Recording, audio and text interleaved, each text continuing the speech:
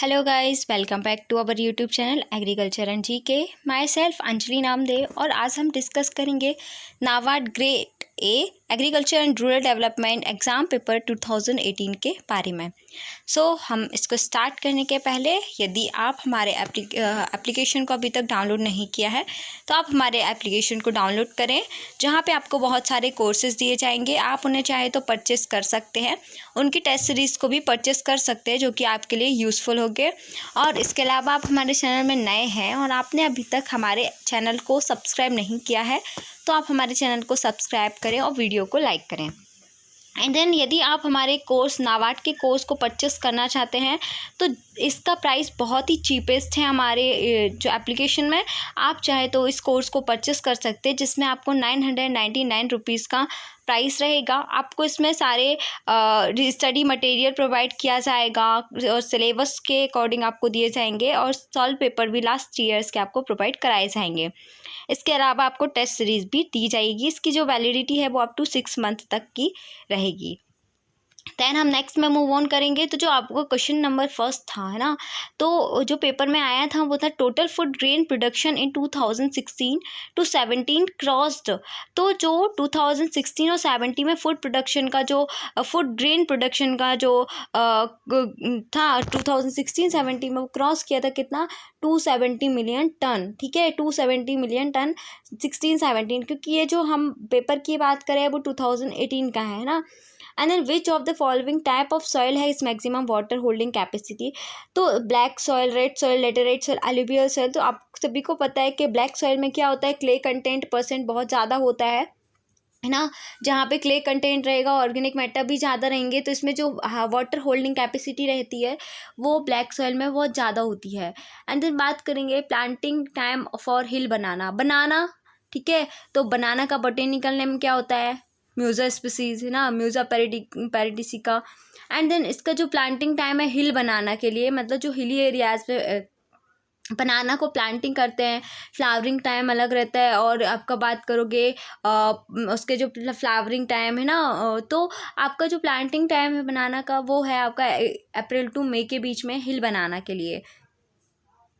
And then question number 4 की बात करेंगे, प्लांटिंग सीजन ऑफ गुआवा की बात करें, है ना। गुआवा जो है उसका प्लांटिंग सीजन कब है, तो ये है जून से दिसंबर के बीच में।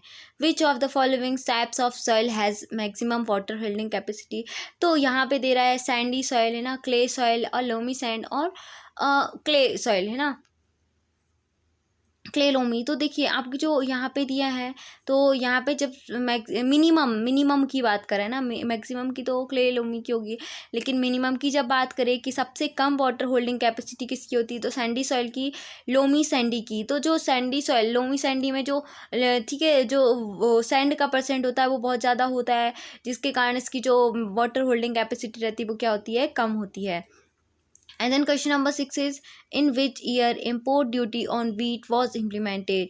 import duty जो wheat की है वो कब implement की गई थी, तो इस कब implement की गई थी, 2017 में।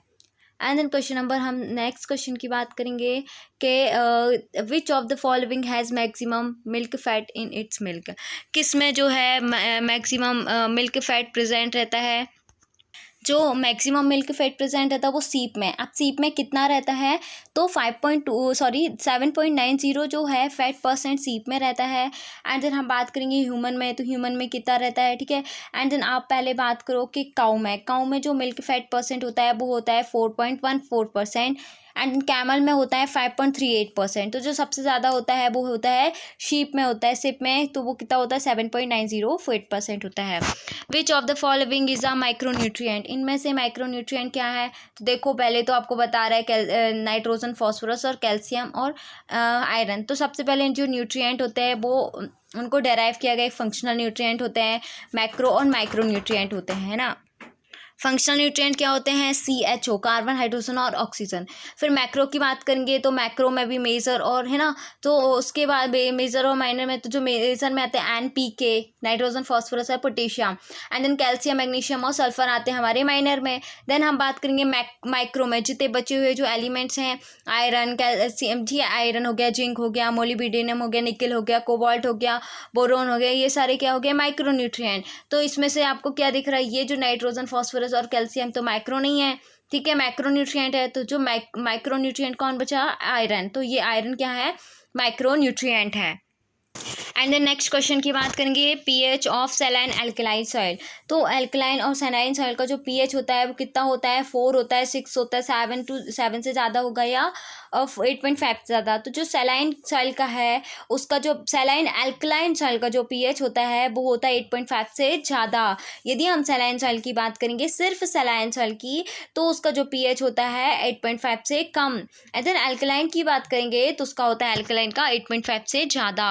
एंड देन बात करें हम नेक्स्ट क्वेश्चन की, question number 10 is which of the following is not a branch of agriculture. तो एग्रीकल्चर की ब्रांच कौन सी नहीं है? आप देखोगे बायोटेक्नोलॉजी, तो बायोटेक्नोलॉजी का एग्रीकल्चर में बहुत यूज होता है ना। हॉर्टिकल्चर, तो it is a branch of agriculture. Agricultural engineering, हम इसमें सारे ट्रैक्टर, हैरो, है ना, आप सभी इसके बारे में पढ़ते हो। एग्रीकल्चरल इंजीनियरिंग भी एग्रीकल्चर की ब्रांच है। एंड बचा क्या? Option number B is home science is not a branch of agriculture. And then बात करेंगे flowering and fruit setting is sensitive state of which of the following crop. So flowering and fruit setting जो है sensitive state किस crop की है? Wheat की तो है नहीं, राइस की नहीं है, तो किसकी है? टोमेटो की है। And then efficiency of drip irrigation की जो एफिशिएंसी है वो क्या होती है? 90 to 95% होती है, जो कि सबसे ज़्यादा होती है। ड्रिप इरिगेशन को ट्रिकल इरिगेशन भी बोला जाता है, ठीक है। एंड देन हम क्वेश्चन नंबर नेक्स्ट क्वेश्चन की बात करेंगे, which of the following nutrients as useful for flowering, fruit setting and thickening of cell wall. तो जो थिकनिंग ऑफ सेल वॉल है वो प्लांट्स की किसकी? कैल्शियम पैक्टेट की बनी होती है। सेल वॉल है ना, cell wall mostly calcium pectate की बनी होती है। तो दैट इज मीन्स दैट जो फ्लावरिंग, फ्रूट सेटिंग और थिकनिंग ऑफ सेल वॉल है उसके लिए रिस्पॉन्सिबल न्यूट्रिएंट है कैल्शियम, ठीक है। And then which of the following is a salt tolerant crop. जो साल्ट टॉलरेंट क्रॉप है वो कौन सी है? That is rice. Floor space requirement for an adult bull, जो एडल्ट बुल है, ठीक है, उसके लिए जो एडल्ट बुल के लिए जो फ्लोर स्पेस रिक्वायरमेंट होता है कि उसके रहने के लिए जो फ्लोर का स्पेस रिक्वायरमेंट है वो है 12 मीटर स्क्वायर। कितना है ये? 12 metre square. And then next question की बात करेंगे, खरीफ premiere under PMFBY।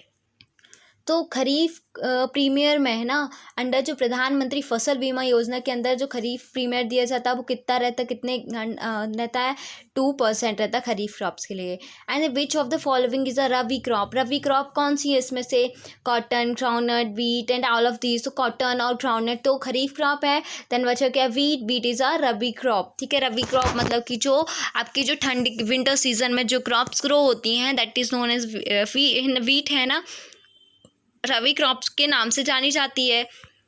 And then बात करेंगे, which of the following is a drought purpose breed of cattle. जो कैटल की जो ब्रीड है वो उनको 3 कैटेगरी में डिवाइड किया गया है ना। एक milch purpose breed, and then बात करेंगे ड्रॉट पर्पस ब्रीड, और एक डबल पर्पस ब्रीड, है ना। तो क्या होते हैं? जो मिल्च है, जो दूध देने वाली दुधारू ब्रीड है ना, वो आएंगी मिल्च पर्पस में। ड्रॉट मतलब कि जो सिर्फ बोझा ढोने के काम आती हैं, लाइक, ठीक है, मिल्च पर्पस के काम नहीं रहती। लाइक आप बात करोगे यदि डबल पर्पस की, डुअल पर्पस की, तो वो किसके लिए होती हैं? वो milch as a milch purpose के भी काम आती हैं और ड्रॉट पर्पस में भी काम आती हैं। तो ये इनमें से आप देख रहे हो हल्लीकार, गेर, रेड सिंधी और साहिवाल। तो ये जो गेर, रेड सिंधी और साहिवाल है वो कौन सी है? वो तो मिल्च पर्पस ब्रीड है। अब कौन सी बची? हल्लीकार। तो जो हल्लीकार है वो कैसी पर्पस की है? ड्रॉट पर्पस ब्रीड है कैटल की।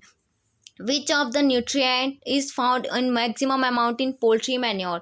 जो पोल्ट्री मैन्योर है उस पर जो मैक्सिमम अमाउंट है न्यूट्रिएंट का वो किसका है, वो है नाइट्रोजन का। Average rainfall, annual rainfall in India, India की जो एवरेज एनुअल रेनफॉल है, ठीक है, वो कितनी है, तो ये है 1194 मिलीमीटर, 1194 मिलीमीटर। तो इस पर कितना दिया है, यहाँ देख लो 650 मिलीमीटर, तो बहुत है, कम है। 730 1400 मिलीमीटर, तो इसमें क्या है 1194 के आसपास क्या दिख रहा है, option number C is right answer. तो 1190 मिलीमीटर इसकी क्या है, एनुअल रेनफॉल है।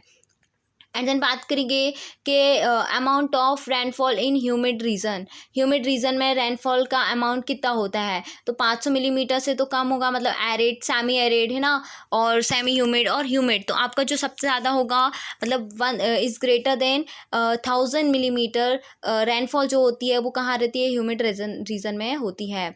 And question number 424 is Damodar valley project is located at which state. जो दामोदर वैली प्रोजेक्ट है वो किस स्टेट में लोकेटेड है, पंजाब में, वेस्ट बंगाल में, मध्य प्रदेश में या यूपी में। तो इसका आंसर होगा option number B is correct answer, that is West Bengal में जो दामोदर वैली प्रोजेक्ट है वो वेस्ट बंगाल में लोकेटेड है।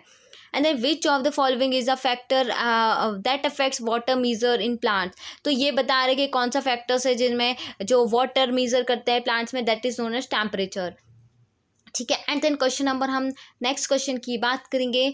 Growth retardation and yellow leaves are cause in plants due to the deficiency of which nutrient. मतलब ये बोल रहे हैं कि जो ग्रोथ रिटार्डेंस, ग्रोथ क्या हो जाती है, रिटार्डेट हो जाती है, और प्लांट्स में क्या हो जाती है, डिफिशिएंसी, मतलब किसी न्यूट्रिएंट के कारण से जो प्लांट्स की जो लीव्स हैं वो येलो होने लगती है। तो वो किस न्यूट्रिएंट की डिफिशिएंसी के कारण होती है, फॉस्फोरस की, पोटेशियम की, नाइट्रोजन की और कैल्शियम की। तो ये है नाइट्रोजन की डेफिशिएंसी के कारण होता है। And question number 26 is according to government of India farmers income is targeted to be doubled by this year, way which year. मतलब जो गवर्नमेंट ऑफ इंडिया ने बताया था कि जो किसानों की आय को दुगना करना उसका टारगेट था, वो किस ईयर में था, तो 2022 में है ना, 2022 का है ये टारगेट था।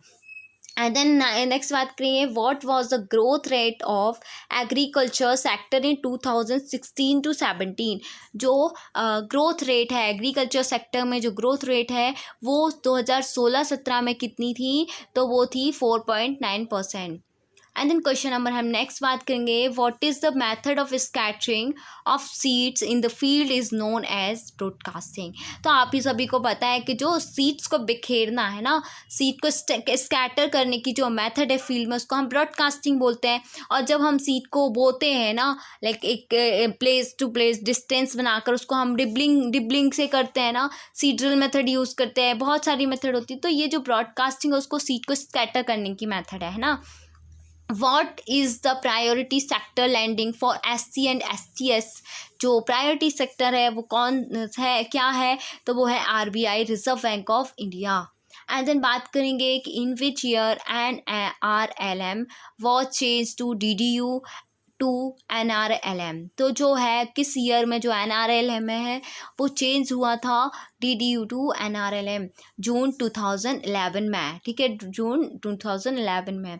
Heading is the sensitive state of which of the following crop. जो हेडिंग है इनमें से किस क्रॉप की सेंसिटिव स्टेट है, वाटर स्टेट लेवल की जो स्टेज है हेडिंग, वो किस क्रॉप की है, सौरगम की है, वीट की है, मेस की है या राइस की। तो ये जो है वो राइस की है हेडिंग सेंसिटिव स्टेज।